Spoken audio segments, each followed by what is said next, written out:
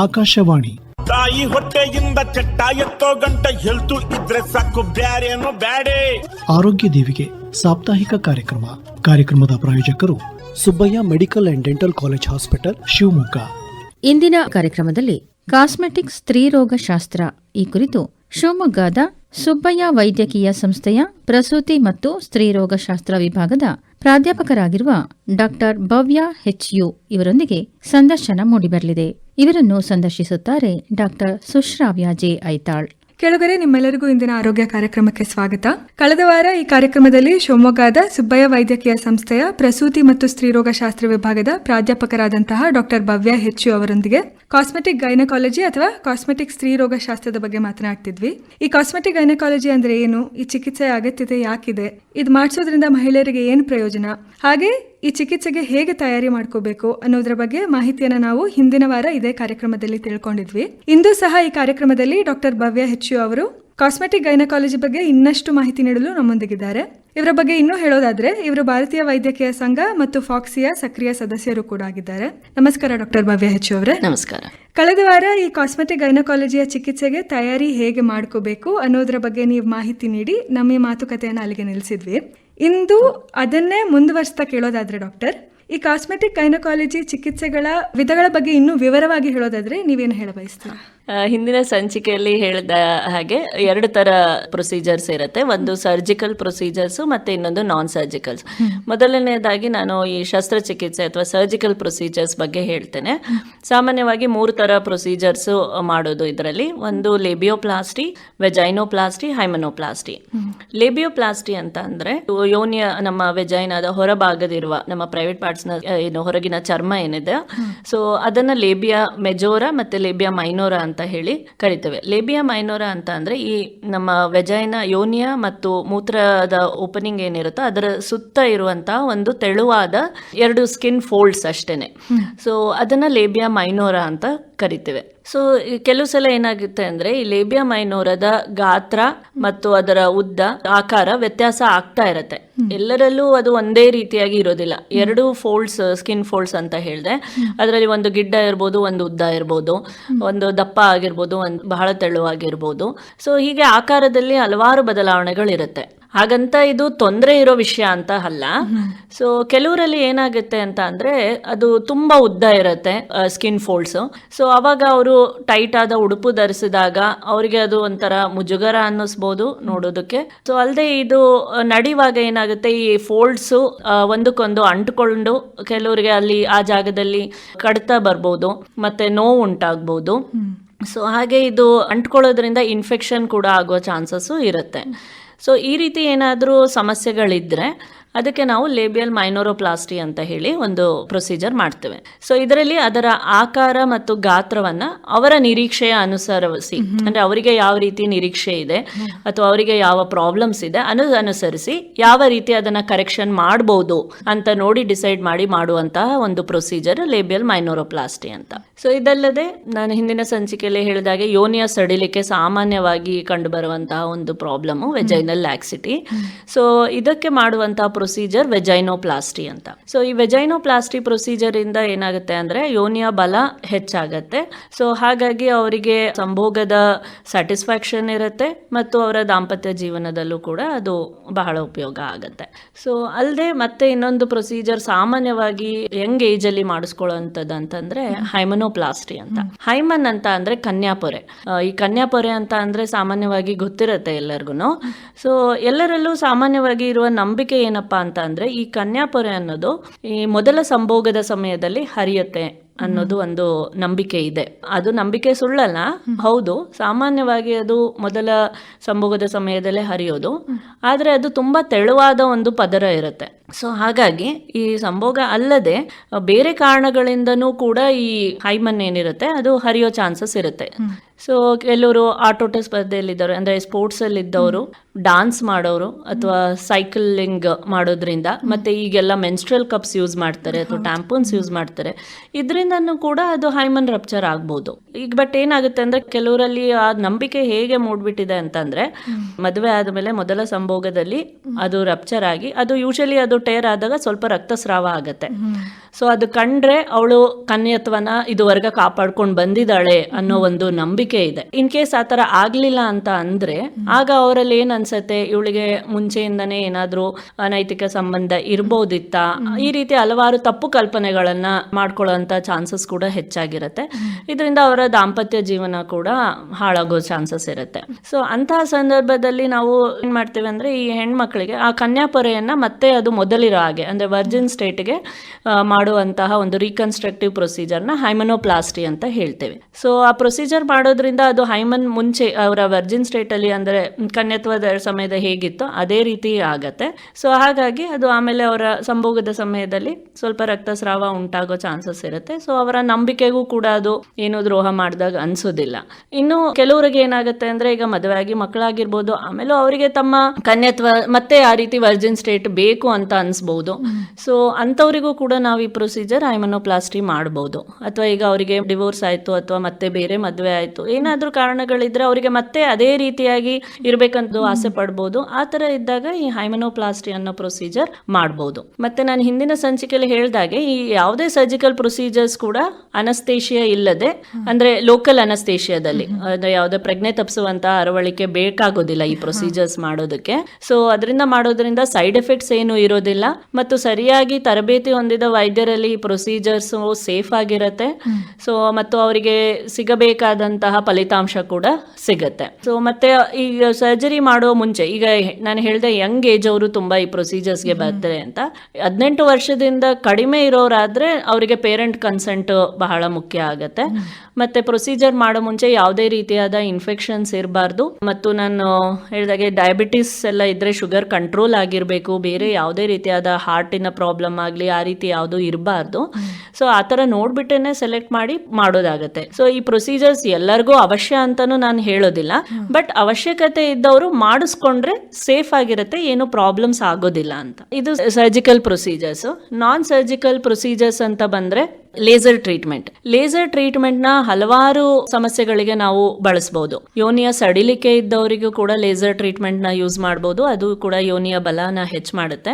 ಸಾಮಾನ್ಯವಾಗಿ ಒಂದು ಕೋನ್ ತರ ಅದರ ಇದರಲ್ಲಿ ಮಷೀನ್ ಇಂದ ಅದು ಲೇಸರ್ ರೇಸ್ ಯೋನಿಯಲ್ಲಿ ಬಿಡೋದ್ರಿಂದ ಅದರ ಎಫೆಕ್ಟ್ ಇಂದ ಏನಾಗುತ್ತೆ ಅಂತಂದ್ರೆ ಯೋನಿಯ ಬಲ ಹೆಚ್ಚಾಗತ್ತೆ. ಸೊ ಮತ್ತೆ ಇನ್ನು ಲೇಸರ್ ಇಂದ ನಾವು ಲೇಸರ್ ಹೇರ್ ರಿಮೂವಲ್ ಮಾಡಬಹುದು. ಅಂದ್ರೆ ಪ್ರೈವೇಟ್ ಪಾರ್ಟ್ಸ್ ನ ಹೇರ್ ರಿಮೂವ್ ಮಾಡೋಕೆ ಕೂಡ ಲೇಸರ್ ಯೂಸ್ ಮಾಡಬಹುದು. ಅಥವಾ ವೆಜೈನಾದ ಡ್ರೈನೆಸ್ ಇದ್ರೆ ಲೇಸರ್ ಟ್ರೀಟ್ಮೆಂಟ್ ಇಂದ ಅಲ್ಲಿನ ತೇವಾಂಶನ ಹೆಚ್ಚು ಮಾಡಬಹುದು. ಮತ್ತು ಕೆಲವರಿಗೆ ಅದು ವಲ್ವಲ್ ರೀಜನ್ ಅಲ್ಲಿ ಇಚ್ಚಿಂಗ್ ಅಂದ್ರೆ ಕಡತ ತುಂಬಾ ಇರುತ್ತಲ್ಲ, ಸೊ ಅದಕ್ಕೂ ಕೂಡ ನಾವು ಈ ಲೇಸರ್ ಟ್ರೀಟ್ಮೆಂಟ್ ಯೂಸ್ ಮಾಡಬಹುದು. ಮತ್ತೆ ಇನ್ನು ಒಂದಂದ್ರೆ ಈಗ ಸ್ಕಿನ್ ಡಾರ್ಕ್ ಆಗಿದ್ದಾಗ, ಕಪ್ಪಾಗಿದ್ದಾಗ ಅದು ಲೇಸರ್ ನ ಯೂಸ್ ಮಾಡಿ ಸ್ಕಿನ್ ಲೈಟನಿಂಗ್ ಅಂತ ಹೇಳ್ತೇವೆ.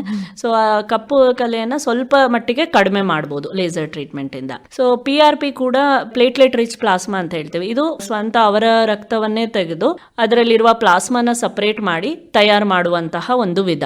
ಈಗಿನ ಇದರಲ್ಲಿ ವೈದ್ಯಕೀಯ ಕ್ಷೇತ್ರದಲ್ಲಿ ಹಲವಾರು ಕಾರಣಗಳಿಗೆ ಈ PRP ಯೂಸ್ ಆಗ್ತಾ ಇದೆ. ಉದಾಹರಣೆಗೆ ತಲೆ ಕೂದಲು ಬೆಳೆಯೋದಕ್ಕೆ ಯೂಸ್ ಮಾಡ್ತಾರೆ. ಯೂಶಲಿ ಈ PRP ಅಲ್ಲಿ ಗ್ರೋತ್ ಫ್ಯಾಕ್ಟರ್ಸ್ ಮತ್ತೆ ಪ್ರೋಟೀನ್ಸ್ ಜಾಸ್ತಿ ಇರುತ್ತೆ.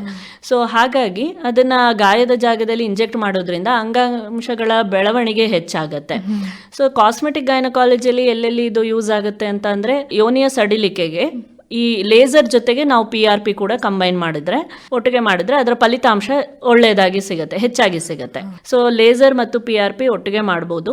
ಮತ್ತು ವಲ್ವಲ್ ಅಟ್ರೋಫಿ ಅಥವಾ ಸ್ಕಿನ್ ಸ್ಯಾಗಿಂಗ್ ಇದ್ರೆ ಅಂದ್ರೆ ಸುಕ್ಕಾಗಿದ್ರೆ ಅಲ್ಲಿ ಕೂಡ ಇದನ್ನ ಫಿಲ್ಲರ್ಸ್ ಆಗಿ ಯೂಸ್ ಮಾಡ್ತಾರೆ. ಮತ್ತು ಯೋನಿಯ ತೇವಾಂಶ ಹೆಚ್ಚು ಮಾಡಲು ಕೂಡ ನಾವು ಇದು ಲೇಸರ್ ಜೊತೆಗೆ PRPನೂ ಕೂಡ ಯೂಸ್ ಮಾಡಬಹುದು. ಮತ್ತೆ ಇನ್ನೂ ಒಂದು ಬಹಳ ಮುಖ್ಯವಾದಂದ್ರೆ ಮೂತ್ರ ಸೋರಿಕೆ ಇದ್ದವರಲ್ಲಿ, ಮೂತ್ರ ಸೋರಿಕೆ ಇದ್ದಾಗ ಈ ಮೂತ್ರನಾಳದ ಸುತ್ತ ಈ PRP ಇಂಜೆಕ್ಟ್ ಮಾಡೋದ್ರಿಂದ ಅದ್ರ ಬಲ ಹೆಚ್ಚಾಗತ್ತೆ. ಸೊ ಮೂತ್ರ ಸೋರಿಕೆ ಒಂದು 70% ಆದ್ರೂ ಕಡಿಮೆ ಆಗುತ್ತೆ. ಸೊ ಲೇಸರ್ ನ ಕೂಡ ಕಂಬೈನ್ ಮಾಡೋದ್ರಿಂದ ಇನ್ನೂ ಎಫೆಕ್ಟ್ ಇದೆ. ಈಗ ಯಾವುದೇ ಪ್ರೊಸೀಜರ್ ಆದ್ರೂ ನಾನು 100% ನಿಮಗೆ ಮೊದಲಿನ ತರ ಆಗತ್ತೆ ಅಂತ ಹೇಳಕ್ ಆಗಲ್ಲ, ಬಟ್ ರಿಸಲ್ಟ್ ಒಂದು 70 to 80% ಆದ್ರೂ ಸಿಗೋ ತರ ಇರುತ್ತೆ. ಮತ್ತೆ ಲೇಸರ್ ಟ್ರೀಟ್ಮೆಂಟ್ ಅಂತ ಬಂದಾಗ ಒಂದೇ ಬಾರಿಗೆ ಅದು ಟ್ರೀಟ್ಮೆಂಟ್ ಕಂಪ್ಲೀಟ್ ಆಗೋದಿಲ್ಲ. ಸೊ ಒಂದು ಬಾರಿಗೆ ಟ್ರೀಟ್ಮೆಂಟ್ ಅದು ಒಂದು 15 ರಿಂದ 20 ನಿಮಿಷದವರೆಗೆ ಇರುತ್ತೆ. ಸೊ ಆ ರೀತಿ ಅಟ್ಲೀಸ್ಟ್ ಒಂದು 3 ಸೆಷನ್ಸ್ ಅಲ್ಲಿ ಟ್ರೀಟ್ಮೆಂಟ್ ತಗೊಳ್ಬೇಕಾಗುತ್ತೆ. ಒಂದರಿಂದ ಇನ್ನೊಂದು ಸೆಷನ್ಗೆ 4 ವಾರಗಳ ಅಂತರ ಇರುತ್ತೆ. ಸೊ ನಿಮಗೆ ಟ್ರೀಟ್ಮೆಂಟ್ ಎಫೆಕ್ಟ್ ಆಗಬೇಕು ಅಂತ ಅಂದ್ರೆ ಅಟ್ಲೀಸ್ಟ್ ಒಂದು 3 ಮಂತ್ಸ್ ವೇಟ್ ಮಾಡಬೇಕಾಗುತ್ತೆ. ಲೇಸರ್ ಆಗಲಿ PRP ಆಗಲಿ ಒಂದು ಸಲ ಮಾಡಿಸ್ಕೊಂಡು ಇದರಿಂದ ನಂಗೆ ಏನು ಅಷ್ಟೊಂದು ವ್ಯತ್ಯಾಸ ಆಗಲಿಲ್ಲ, ಈ ಟ್ರೀಟ್ಮೆಂಟ್ ಎಲ್ಲ ಏನು ಪ್ರಯೋಜನ ಇಲ್ಲ ಅಂತ ಅನ್ಕೋಬಾರ್ದು. ಸೊ ಎಫೆಕ್ಟಿವ್ ಇರುತ್ತೆ, ಬಟ್ ಸ್ವಲ್ಪ ಟೈಮ್ ತಗೊಳುತ್ತೆ. ಸೊ ಅಟ್ಲೀಸ್ಟ್ ಒಂದು 3 ಮಂತ್ಸ್ ಕಂಟಿನ್ಯೂಸ್ ಕರೆಕ್ಟಾಗಿ ಟ್ರೀಟ್ಮೆಂಟ್ ತಗೊಂಡ್ರೆ ಅದು ಭಾಳ ಎಫೆಕ್ಟಿವ್ ಆಗಿರುತ್ತೆ. ಡಾಕ್ಟರ್, ಹಾಗಿದ್ದಲ್ಲಿ ಈ ಕಾಸ್ಮೆಟಿಕ್ ಗೈನಕಾಲಜಿಯ ಚಿಕಿತ್ಸೆಗಳನ್ನ ಮಾಡಿಸೋದಕ್ಕೆ ಎಷ್ಟು ಖರ್ಚಾಗುತ್ತೆ? ತುಂಬಾ ಕಾಸ್ಟ್ಲಿನಾ ಹೇಗೆ? ತುಂಬಾ ಕಾಸ್ಟ್ಲಿ ಅಂತ ಏನಿರೋದಿಲ್ಲ. ಸೊ ಈಗ ಲೇಸರ್ ಆಗಿರ್ಬೋದು, PRP ಆಗಿರ್ಬೋದು, ಬಹಳ ಖರ್ಚೇನು ಆಗೋದಿಲ್ಲ. ಅದರಲ್ಲಿ PRPಗೆ ಒಂದು ಸೆಂಟ್ರಿಫ್ಯೂಜ್ ಮಷೀನ್ ಇದ್ರೆ ಸಾಕಾಗುತ್ತೆ. ಬಾಕಿ ಎಲ್ಲ ನಿಮ್ಮ ರಕ್ತದಿಂದನೇ ಅದನ್ನ ಪ್ರಿಪೇರ್ ಮಾಡೋದ್ರಿಂದ ಅದು ಬಹಳ ಈಸಿಯಾಗಿ ಸುಲಭವಾಗಿ ಅದು ಲಭ್ಯವಿರುವಂತಹ ಒಂದು ಚಿಕಿತ್ಸೆ. ಸೊ ಅದಕ್ಕೆಲ್ಲ ತುಂಬಾ ಖರ್ಚು ಆಗೋದಿಲ್ಲ. ಈಗ ಕಾಸ್ಮೆಟಿಕ್ ಅಂದ ತಕ್ಷಣ ಎಲ್ಲರ ತಲೆಯಲ್ಲೂ ಅದೇ ಬರೋದು, ತುಂಬಾ ಖರ್ಚಾಗತ್ತೆ ಅದಕ್ಕೆಲ್ಲ ಅಂತ. ಬಟ್ ಆದ್ರೆ ಆ ತರ ಇರೋದಿಲ್ಲ. ನಿಮ್ಮ ಬೇರೆ ಹೆಲ್ತ್ ಪ್ರಾಬ್ಲಮ್ಸ್ಗೆ ಹೇಗೆ ನೀವು ಹೋಗಿ ಕನ್ಸಲ್ಟ್ ಮಾಡಿ ಈಗ ಏನಾದ್ರೂ ಆಪರೇಷನ್ ಬೇಕು ಅಂತ ಅಂದ್ರೆ ಮಾಡಿಸ್ಕೋತೀರೋ, ಇದ್ರಲ್ಲೂ ಹಾಗೇನೇನೆ ನಿಮ್ಗೆ ಇದರಿಂದ ತೊಂದರೆ ಇತ್ತು, ನಿಮ್ಗೆ ಈ ಪ್ರೊಸೀಜರ್ಸ್ ಅವಶ್ಯ ಇತ್ತು ಅಂದ್ರೆ ಮಾಡಿಸ್ಕೊಳ್ಬಹುದು. ಸರಿ ಡಾಕ್ಟರ್ ಭವ್ಯ, ಈ ಚಿಕಿತ್ಸೆ ತೆಗೆದುಕೊಂಡಾದ ನಂತರ ಎಷ್ಟು ದಿನಗಳ ವಿಶ್ರಾಂತಿ ಬೇಕಾಗುತ್ತೆ ಒಬ್ಬ ಮಹಿಳೆ ಚೇತರಿಸ್ಕೊಳ್ಳೋಕೆ? ಈಗ ಸರ್ಜಿಕಲ್ ಪ್ರೊಸೀಜರ್ಸ್ ಆದ್ರೆ, ಈಗ ವೆಜೈನೋಪ್ಲಾಸ್ಟಿ, ಲೇಬಿಯಲ್ ಮೈನೋರೋಪ್ಲಾಸ್ಟಿ ಆ ತರ ಎಲ್ಲ ಇದ್ದಾಗ ಅಟ್ಲೀಸ್ಟ್ 1-2 ವಾರ ವಿಶ್ರಾಂತಿ ಅಂತ ಅಂದ್ರೆ ಬೆಡ್ ರೆಸ್ಟ್ ಅಂತ ಹೇಳೋದಿಲ್ಲ. ಕೆಲವು ಅವರು ಕಾರ್ಯಗಳನ್ನ ಮಾಡಬೇಡಿ ಅಂತ ಹೇಳ್ತೇವೆ. ಸೊ ಅದಲ್ಲದೆ ಕಂಪ್ಲೀಟ್ ಬೆಡ್ ರೆಸ್ಟ್ ಅಂತ ಯಾವ ಪ್ರೊಸೀಜರ್ ಅಲ್ಲೂ ಇರೋದಿಲ್ಲ, ವಿಶ್ರಾಂತಿ ಪಡಿಬೇಕು ಅಂತಿಲ್ಲ. ಬಟ್ ಸ್ವಚ್ಛತೆ ಕಾಪಾಡ್ಕೊಳ್ಳೋದು ಬಹಳ ಮುಖ್ಯ. ಮತ್ತೆ ಇದರಲ್ಲಿ ತುಂಬಾ ಫ್ರೀಕ್ವೆಂಟ್ ಆಗಿ ಫಾಲೋ ಅಪ್ ಮಾಡಬೇಕಾಗತ್ತೆ. ಸೊ ಈಗ ವೈದ್ಯರು ಅವ್ರಿಗೆ ಯಾವಾಗ ಬರಕ್ ಹೇಳಿರ್ತಾರೋ ಆ ಟೈಮ್ಗೆ ಹೋಗಿ ತೋರಿಸಿ ಕರೆಕ್ಟ್ ಆಗಿ ಫಾಲೋ ಅಪ್ ಮಾಡೋದು ಬಹಳ ಮುಖ್ಯ. ಆಯ್ತು, ಇನ್ನು ಈ ಕಾಸ್ಮೆಟಿಕ್ ಗೈನಕಾಲಜಿಯ ಬಗ್ಗೆ ಮಾತನಾಡೋದಾದ್ರೆ ಜನಸಾಮಾನ್ಯರಲ್ಲಿ ಇದರ ಬಗ್ಗೆ ಯಾವ ರೀತಿಯ ಅರಿವು ಇರಬೇಕು ಡಾಕ್ಟರ್? ಎಲ್ಲರಲ್ಲೂ ದೇಹದಲ್ಲಿ ಬದಲಾವಣೆಗಳಾಗೋದು ಸಹಜ. ಹೆಣ್ಮಕ್ಳಲ್ಲಿ ನಾರ್ಮಲ್ ಹೆರಿಗೆ ಆದ ನಂತರ ಯೋನಿಯಲ್ಲಿ ಬದಲಾವಣೆಗಳಾಗತ್ತೆ ಅಂತ ಹೇಳಿ ಯಾರು ಹೆರಿಗೆ ಮಾಡಿಸ್ಕೋಬೇಡಿ ಅಂತ ಹೇಳೋದಕ್ಕಾಗೋದಿಲ್ಲ. ಯಾಕಂದ್ರೆ ನಾರ್ಮಲ್ ಹೆರಿಗೆನೆ ಬಹಳ ಉತ್ತಮ ಎಲ್ಲರಿಗೂ. ಸೊ ಈ ತರ ಏನಾದ್ರೂ ಸಮಸ್ಯೆಗಳು ಉಂಟಾದಾಗ, ಮೂತ್ರ ಸೋರಿಕೆ ಆಗಿರ್ಬೋದು, ಯೋನಿಯ ಸಡಿಲಿಕೆ, ಬೇರೆ ರೀತಿಯಾದ ಸಮಸ್ಯೆಗಳಿದ್ರೆ ಮುಚ್ಚುಮರೆ ಇಲ್ಲದೆ ಹೋಗಿ ಅವರು ವೈದ್ಯರಲ್ಲಿ ಸಂಪರ್ಕಿಸಬೇಕು. ಈಗೆಲ್ಲ ಮಾಧ್ಯಮಗಳಲ್ಲಿ ಹಲವಾರು ರೀತಿಯಾದಂತಹ ಟ್ರೀಟ್ಮೆಂಟ್ಸ್ ತೋರಿಸ್ತಾರೆ. ಈಗ ಆಯಿಂಟ್ಮೆಂಟ್ ಅಥವಾ ಕ್ರೀಮ್ ಹಚ್ಬೋದು, ಅದರಿಂದ ಇದು ಉಪಯೋಗ ಆಗತ್ತೆ ಅಂತೆಲ್ಲ ಇರತ್ತೆ. ಬಟ್ ಯಾವುದೇ ರೀತಿಯಾದಂತಹ ನೀವು ಚಿಕಿತ್ಸೆ ತಗೊಳ್ಳೋದಿದ್ರು ನೀವೇ ಸ್ವಂತವಾಗಿ ಅದನ್ನ ತಗೊಳ್ಳದೆ ವೈದ್ಯರಲ್ಲಿ ಒಂದು ಸಲಹೆ ಪಡೆದು ಅದಕ್ಕೆ ಟ್ರೀಟ್ಮೆಂಟ್ ತಗೊಂಡ್ರೆ ಬಹಳ ಉತ್ತಮ. ನಮ್ಮ ಹೆಲ್ತ್ ನಾವು ಚೆನ್ನಾಗಿ ಇಟ್ಕೋಬೇಕು ಅಂತ ಅಂದ್ರೆ ಅದಕ್ಕೆ ಸರಿಯಾದ ರೀತಿಯಲ್ಲಿ ಮಾರ್ಗದಲ್ಲಿ ಹೋದ್ರೆ ಬಹಳ ಉತ್ತಮ. ಈ ಕಾಸ್ಮೆಟಿಕ್ ಗೈನಕಾಲಜಿಯ ಮುಖ್ಯ ಉದ್ದೇಶನೇ ನಮ್ಮ ಆರೋಗ್ಯ ಮತ್ತು ಆತ್ಮವಿಶ್ವಾಸ ಎರಡನ್ನೂ ಕೂಡ ಹೆಚ್ಚಿಸೋದು. ಡಾಕ್ಟರ್ ಭವ್ಯ, ಈ ಕಾಸ್ಮೆಟಿಕ್ ಗೈನಕಾಲಜಿ ಚಿಕಿತ್ಸೆಗಳು ಭವಿಷ್ಯದ ಗರ್ಭಧಾರಣೆಗೆ ಏನಾದರೂ ಪರಿಣಾಮ ಬೀರುತ್ತಾ? ಭವಿಷ್ಯದ ಗರ್ಭಧಾರಣೆಗೆ ಯಾವುದೇ ರೀತಿಯಾದಂತಹ ಪರಿಣಾಮಗಳು ಇರೋದಿಲ್ಲ. ಸೊ ಈ ಪ್ರೊಸೀಜರ್ಸ್ ಈಗ ನಾನು ಈಗ ಹೇಳಿದೆ, ಲೇಬಿಯಲ್ ಮೈನೋರೋಪ್ಲಾಸ್ಟಿ ಆಗಿರ್ಬೋದು, ವೆಜೈನೋಪ್ಲಾಸ್ಟಿ ಅಂತ ಅಂದಾಗ ಯೋನಿಯ ಬಿಗಿತ ಆಗಿದ್ರಿಂದ ಅವರಿಗೆ ನಾರ್ಮಲ್ ಹೆರಿಗೆ ಆದಾಗ ಮತ್ತೆ ಅದು ಸಡಿಲಿಕೆ ಆಗಬಹುದು. ಸೊ ಆದರೆ ಗರ್ಭಾವಸ್ಥೆಯ ಸಮಯದಲ್ಲಿ ಯಾವುದೇ ರೀತಿಯ ಪ್ರಭಾವ ಬೀರೋದಿಲ್ಲ. ಇವನ್ ಲೇಸರ್ ಟ್ರೀಟ್ಮೆಂಟ್ ಕೂಡ ಅವರು ಪ್ರೆಗ್ನೆಂಟ್ ಆಗೋ ಮುಂಚೆ ಲೇಸರ್ ಟ್ರೀಟ್ಮೆಂಟ್ ತಗೊಂಡಿದ್ರು. ಈಗ ನಾನು ಪ್ರೆಗ್ನೆಂಟ್ ಆಗಿದ್ದೀನಿ, ಅದರಿಂದಾಗಿ ನನ್ನ ಏನಾದರೂ ಹೆಚ್ಚು ಕಡಿಮೆ ಆಗ್ಬೋದಾ ಮಗುಗೆ, ಆ ಥರ ಯಾವುದೇ ರೀತಿಯಾದಂತಹ ತೊಂದರೆಗಳು ಇರೋದಿಲ್ಲ. ಬಟ್ ಯಾವುದೇ ಪ್ರೊಸೀಜರ್ ಕೂಡ ನಾವು ಪ್ರೆಗ್ನೆನ್ಸಿಯ ಸಮಯದಲ್ಲಿ ಮಾಡೋದಿಲ್ಲ.